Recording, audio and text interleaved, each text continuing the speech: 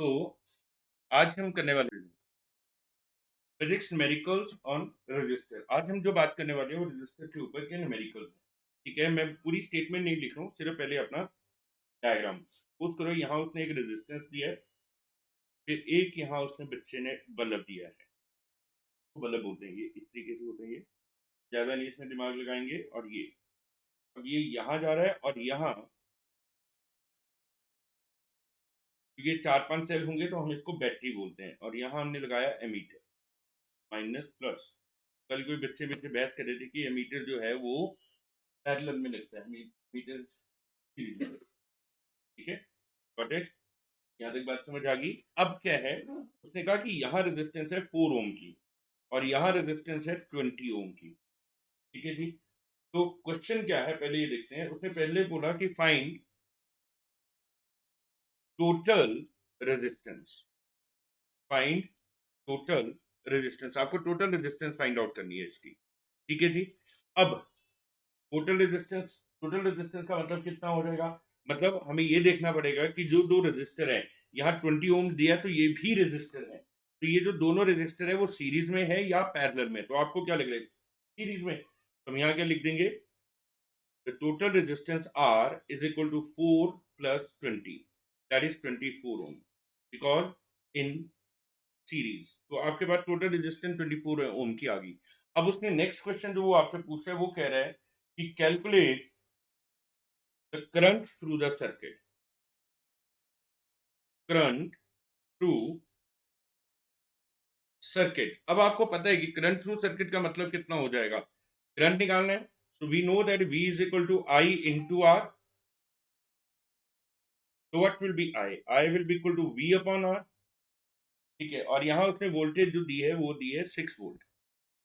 तो आप क्या लिखेंगे, वोल्टेज 6, रेजिस्टेंस कितनी है 24 डिवाइडेड बाय 6, तो ये आ जाएगा 1/4 which is equal to 0.25 ampere. जितना आ जाएगा 0.25 एम्पियर। Got it? तो ठीक है बच्चों, यहां तक बात समझ आ गई। तो ये आ गया आपके पास करंट। अब उसने एक और चीज बोली है जो मैं आपको बताना चाह रहा था। हमने कहा था कि जो रेजिस्टर सीरीज में होते हैं वहाँ वोल्टेज डिफरेंट होती है, यहाँ V1 होगी और यहाँ V2 होगी। तो उसने कहा कि find the potential difference across the lamp and the resistance. ठीक है, अलग अलग फाइंड आउट करनी है। तो अब आपको क्या करना है, पोटेंशियल अक्रॉस रेजिस्टेंस 4 ओम की रेजिस्टेंस के आसपास आपके पास पोटेंशियल डिफरेंस कितना बन जाएगा। तो V is equal to I R. तो V is equal to current कितना, करंट तो टोटल होगा क्योंकि हमने कहा था ना टोटल करंट नहीं बिगड़ेगा, वो उतना ही रहेगा जितना था। ठीक है, so that is equal to 0.25 into कितनी रेजिस्टेंस है 4, it is 4, so that comes out to be 1 volt. कितना आ गया 1 वोल्ट। अब आपने लैंप के अकॉर्डिंगली फाइंड आउट करना है। ठीक है, अब हम बात करते हैं पोटेंशियल अक्रॉस लैंप। ये लैंप है, ठीक है, ये क्या है लैंप। और इसकी रेजिस्टेंस कितनी है 20 ओम। कितनी है 20 ओम। तो ऑब्वियसली अब क्या करेंगे 0.25 इंटू 20, तो that is equal to 25 upon 100 into 20, और ये कट गया 5 और यहाँ से कट गया तो ये आ गया 5 वोल्ट। अब आपको जो देखने वाली चीज ये है कि आपके पास टोटल वोल्टेज कितनी थी 6, और अगर 1 वोल्ट और 5 वोल्ट को ऐड कर दो तो वो भी कितनी आ जाएगी 6। इट मीन हमारा काम हो गया। कहानी समझ आ गई, मेरा कॉन्सेप्ट ठीक था। ये बहुत इंपॉर्टेंट है कि बच्चे यहाँ इन क्वेश्चन पे गलतियां करते हैं। ठीक है, अब हम एक और लेते हैं क्वेश्चन। वो कह रहा है क्वेश्चन कि हमारे पास जी एक रियोस्टेट था। ठीक है, ये हमने एक पार्ट में बताया था आपको कि रियोस्टेट क्या होता है, वेरिएबल रेजिस्टेंस। और यहाँ एक फिर वही आ गया आपके पास लैंप, और ये हो गया जी आपकी बैटरी। ठीक है जी, और यहाँ लगा दिया स्विच। ये हो गया जी, कहानी आपकी सेटल हो गई। ठीक है, अब जब हमारी ये कहानी सेटल होगी तो अब हम लिखते हैं यहाँ क्या क्या चीजें हैं। दिस इज 20 ओम, ये फिर 6 वोल्ट की बैटरी ली है इसने, और यहाँ से करंट बेचारा जा रहा है आई। ठीक है जी, अब उसने क्या बोला if the current in the circuit is 0.25 if, तो गिवन क्या कर रहा है वो, given if current is 0.25, current है 0.25 ampere, calculate the value of the resistance from the resistor which must be use. अब वो इसकी रेजिस्टेंस मांग रहा है आपसे, किसकी मांग रहा है, इसकी। तो let this resistance be R, ठीक है। तो हम यहाँ क्या करेंगे, देखो घबराना नहीं, अब हम करेंगे टोटल रेजिस्टेंस कितनी हो जाएगी भैया जी। भैया जी कहें कि भैया ये भी रेजिस्टर है, ये भी रेजिस्टर है और दोनों सीरीज में है, तो इसका मतलब R plus 20 ohm, it means R plus 20 ohm. यहां तक बात समझ आ गई हमें, गॉट इट। अब व्हाट इज, अब हमें नेक्स्ट थिंग क्या चाहिए, वोल्टेज है हमारे पास 6 वोल्ट, करंट भी दिया हुआ है, यस और no. So V is equal to I into R. Voltage कितनी है 6, करंट कितना है, सॉरी 6, करंट कितना है 0.25 और टोटल रेजिस्टेंस कितनी है R प्लस 20, R प्लस 20। तो आपको तो ये वाला R चाहिए ना, तो अब आप क्या करेंगे, मैथ्स जो फालतू टर्म है उसको हटाओ, तो यहाँ से पहली फालतू टर्म है 0.25, इसको उठा के परे ले जाएंगे, तो 6/0.25 is equal to R plus 20, ठीक है। तो इसको लिख देंगे अब हम, देखो R plus 20 is equal to 6 × 100/25, ठीक है जी। अब ये 4 और ये आ जाएगा R plus 20 is equal to 24, simple mathematics. तो what is R, R is equal to 24। अब इसको यहाँ ले जाओ तो ये बन गया 4, रेजिस्टेंस इज 4 m, मतलब यहाँ 4 ओम लगा होगा। ये दोनों एक दूसरे के क्वेश्चन मिलते जुलते थे, लेकिन दोनों में कॉन्सेप्ट अलग, एक में करंट निकालना पड़ना था, एक में करंट दिया हुआ था, ठीक है। यहाँ तक बात समझ आ गई। अब हम एक और क्वेश्चन करने जा रहे हैं, उसको देखते हैं नाउ। अब हम बात करें नेक्स्ट क्वेश्चन की। In the circuit diagram suppose the resistor R1, R2 and R3 have the values 5, 10 and 30। अब हमें ये फिगर देखनी पड़ेगी कि कहाँ जैसे है, फिगर 10 पॉइंट, जो उसमें बुक में दिए बेटा मैं वही उठा रहा हूँ, 0.10, ओके। तो दे आर इन सीरीज, ये वाला सीरीज में वो लगी है R1, R2 and R3, which are connected to a battery of 12 volt, 12 volt की बैटरी से ये कनेक्टेड है। अब क्या कह रहा है वो, कि इसकी जो वैल्यू है वो है 5, इसकी 10 और इसकी है 30। What is says, calculate the current through each resistor, calculate the current through each resistor. इसमें ज्यादा प्रॉब्लम नहीं है, क्यों, क्योंकि टोटल रेजिस्टेंस कितनी हो जाएगी 5 प्लस 10 प्लस 30, तो that comes out to be 45। और करंट क्या होता है V अपॉन R, और वोल्टेज कितनी है आपके पास 12 और रेजिस्टेंस कितनी है 45। अब आप इसको सॉल्व कर सकते हैं इजीली, यहां तक बात समझ आ गई आपके, यहाँ निकल जाएगी। लेकिन अगर ये क्वेश्चन इस तरीके से हो, देखो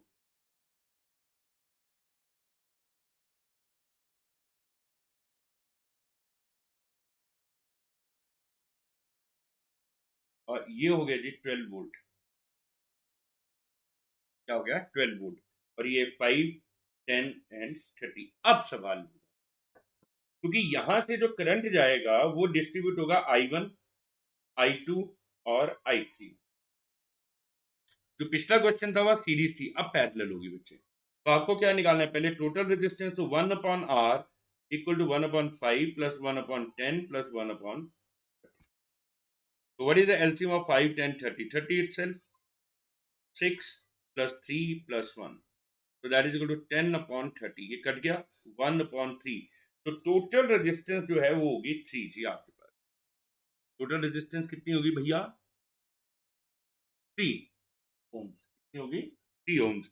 अब उसने कहा कि हर एक में फाइंड आउट करनी है आपको, तो वोल्टेज तो सेम रहेगी 3 वोल्ट, यस तो नो, ये तो सी रहेगी। तो मेरा पहला है be for resistor 5, for resistor 5, ये क्या हो जाएगा, देखो V is equal to I R, voltage कितनी है 3, करंट का आता पता नहीं है, I1 है और रेजिस्टेंस है 5, तो it means I1 will be equal to 3/5 which is equal to 0.6 ampere. तो उसमें कितना करंट दौड़ रहा है? 0.6 एम्पियर। ठीक है। अब फॉर रेजिस्टर 10, तो अब आपको पता है कि current is directly equal to V/R। पिछले में नहीं किया मैंने, इस बार इसका यूज किया। तो वोल्टेज कितनी है? 3 divided by current 10 that is equal to 0.3। बहुत बदतमीजी है, क्या करी जा रही है। एंड फॉर रेजिस्टर कौन सा ये 30, so that is current will be equal to V/R. Now what is V? 3. What is resistance? 30, so that is 0.1। अब देखो यहां से यह I1 हो गया, I2, I3। अगर हम तीनों को ऐड करते हैं I1 plus I2 plus I3, तो कितना हो जाएगा? 0.6 प्लस 0.3 प्लस 0.1। तो टोटल करंट कितना हो जाएगा आपके पास? 1 ampere.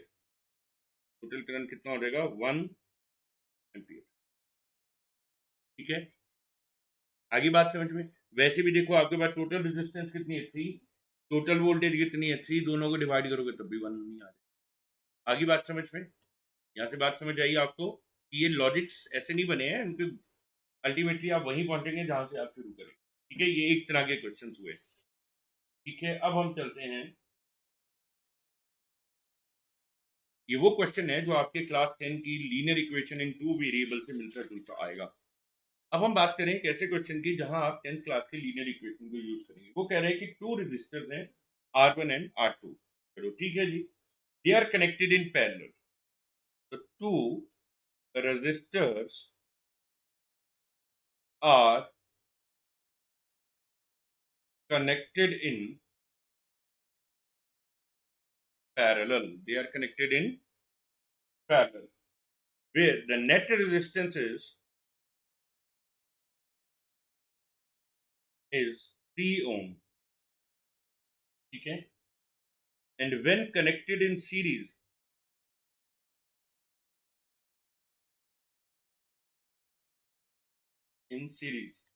its value is 16 ohm. So now when connected in series it is 6 ohm. अब क्या है देखो, पहले फर्स्ट क्वेश्चन लेते हैं इन सीरीज। तो सीरीज में तो आपको पता है कि R1 प्लस R2 कर देंगे और that is equal to 16 ohm. Equation 1 बन गई। अब याद है कल हमने एक कॉन्सेप्ट किया था जहां हमने बोला था कि जब पैरेलल में आएंगे हम सीधा कर सकते हैं प्रोडक्ट अपॉन सम। याद है? तो हम यहाँ डायरेक्ट लगा देते हैं R1 into R2 upon R1 plus R2। याद है? उल्टा करके। तो that is equal to how much? 3 ohm. तो ये कितना हो जाएगा? R1 into R2 is equal to 3 into R1 plus R2। यहाँ तक आगे बात समझ में? No what is R1 plus R2? That is 16 3 into 6। तो R1 into R2 is equal to 48। पर क्या ऐसा करने से मेरी कहानी खत्म होती है? हो जाएगी। कैसे? अब यहाँ तक पहुंच गए हम। अब now what is R1 plus R2 equal to 16? R1 plus R2 is 16। तो अब हम क्या बोलेंगे? R1 plus R2 is equal to 16. It means R1 is equal to 16 minus R2। तो यहाँ R1 की जगह क्या आ जाएगा? R2 into 16 minus R2 is equal to 48। Open कर दो। 16R2 माइनस R2 का स्क्वायर इज इक्वल टू 48। ठीक है, तो ये कितना हो जाएगा? R2 का स्क्वायर यहाँ चले जाएगा माइनस 16R2 प्लस 48 इक्वल। तो ये क्वाड्रेटिक इक्वेशन थी आपकी। अब आपको इसके फैक्टर निकालने हैं। अब 16 आना चाहिए। तो ये कितना? 48। अब 48 के फैक्टर क्या होंगे? 12 चौके 48 और 12 और 4 को ऐड कर दो तो 16। इजी। तो कितना हो जाएगा? R2 का square minus 12R2 minus 4R2 plus 48 equal to 0। तो here what will comes out to be here?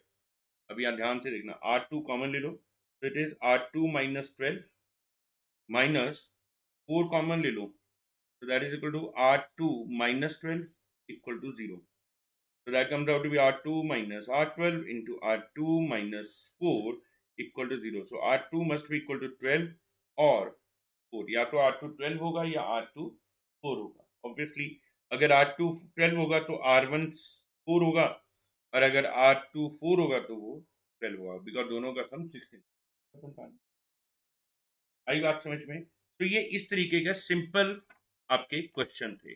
अब हम इससे एक लेवल ऊपर चलते हैं जहां आपको डिफरेंट डायग्राम दिए होते हैं और आपको बोला जाता है कि to find out the total resistance. ठीक है, तो पहला डायग्राम है वो देखते हैं। हो गया नाउ फर्स्ट डायग्राम। मान लो ये है R1 R2 और ये है R3। तो पहले तो आप इन दोनों का सिंपल निकालोगे, तो ये कितना हो जाएगा, ये एक सिंगल रजिस्टर बन जाएगा और उसका मतलब हो जाएगा R1 प्लस R2 और ये हो जाएगा R3। ठीक है, और ये हो जाएगा R3। ठीक है, दूसरा क्या हो जाएगा, सेकेंड कॉन्सेप्ट। अब आप इन दोनों को रेशो में वो पैरेलल वाले कॉन्सेप्ट में ले सकते हो। ठीक है, तो अब आपको पता है प्रोडक्ट मतलब R3 into R1 plus R2 और नीचे इन दोनों का sum that is R1 plus R2 plus R3। ये फाइनल है। अब याद आ गया, इस चीज को लगाना शुरू कर दोगे ना प्रोडक्ट प्लस सम को, तो आपके जो एमसीक्यू के क्वेश्चन है ना, जहां दूसरा बच्चा 15 3 मिनट 2 मिनट 4 मिनट ले रहा है, आप क्यों कर दोगे? ठीक है जी, नेक्स्ट चले। नेक्स्ट है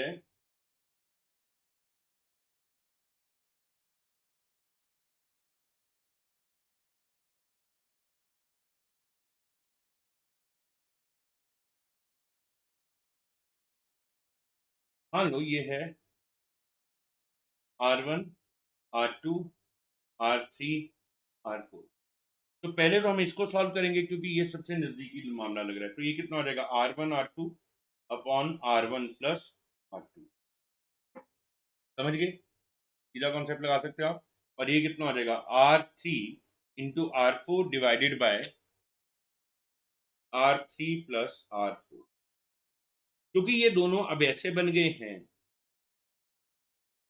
तो इन दोनों, तो अल्टीमेट रिजल्ट क्या आ जाएगा, इन दोनों का sum R1 R2 upon R1 plus R2 plus R3 into R4 whole upon R3 into plus R4। खत्म आंसर? ये सुनो, कि आप वो तो वैल्यू डालोगे तो और इजी हो जाएगा। अब यहाँ एक और क्वेश्चन आता है, थर्ड डिजाइन। ये डिजाइनदारी है सारे के सारे। अब आता है ट्रायंगल।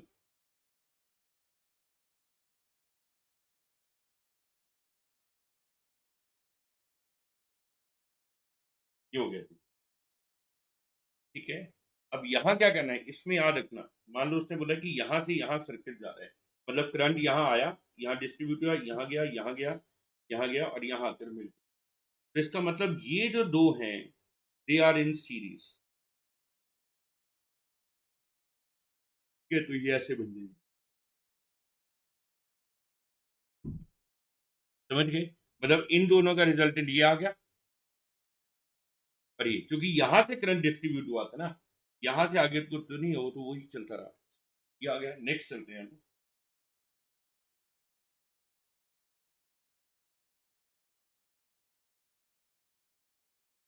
अब जो बच्चे मैं क्वेश्चन करने वाला हूँ ये स्क्वेयर प्रॉब्लम बोलते हैं इसको।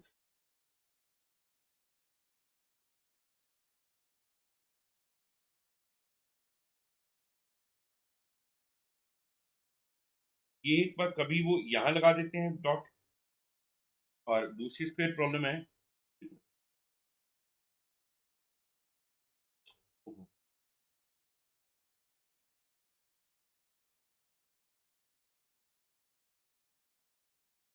यहाँ भी रेजिस्टेंस। ठीक है, और दूसरी वाली में वो क्या कर रहे हैं, वो यहाँ और यहाँ लगा।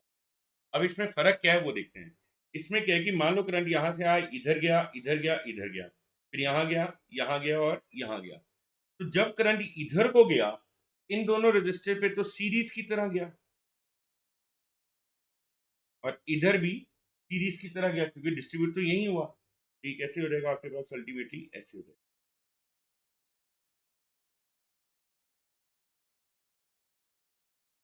Got it? समझ गए? ये दोनों सीरीज है और ये दोनों सीरीज में उनका रिजल्टेंट जो है वो पैरेलल में, वो किसमें हो जाएगा? पैरेलल में। ठीक है, चलो नेक्स्ट इज, ये समझ आ गया। लेकिन जब हम इसकी बात करेंगे, अब यहां क्या हुआ, करंट यहां से आया, यहां गया, यहां गया, यहां गया, फिर वो यहां आया, इस वाले पे डिस्ट्रीब्यूट हुआ, इन दो पॉइंट पे वो डिस्ट्रीब्यूट हो रहा है। ठीक है, तो इसका रिजल्ट, इसका इक्विवेलेंट सर्किट डायग्राम क्या होगा? 1, 2 और 3। देखो, एक ये वाला आ गया, दूसरा ये वाला रेजिस्टर और तीसरा ये, क्योंकि ये तीनों सीरीज में आ रहे हैं। और जो थर्ड है वो इनके तीनों के रिजल्टेंट के साथ पैरेलल में आ जाए, तो तीनों के साथ, तो इन तीनों का रेजिस्टेंस का इक्विवेलेंट, सॉरी रिजल्टेंट आएगा रेजिस्टेंस, इसके साथ में आ जाएगा, इसमें पैरेलल में। यहां तक बात समझ आ गई? ऐसे ही एक और खतरनाक सा क्वेश्चन है, फिर सब लोग अपने अपने घरों पे जाके प्रैक्टिस करेंगे, मतलब घर पर ही हो तुम सब लोग बैठे हुए, मैं तो ऐसी भावनाओं में भेज जाता हूँ कभी कभी।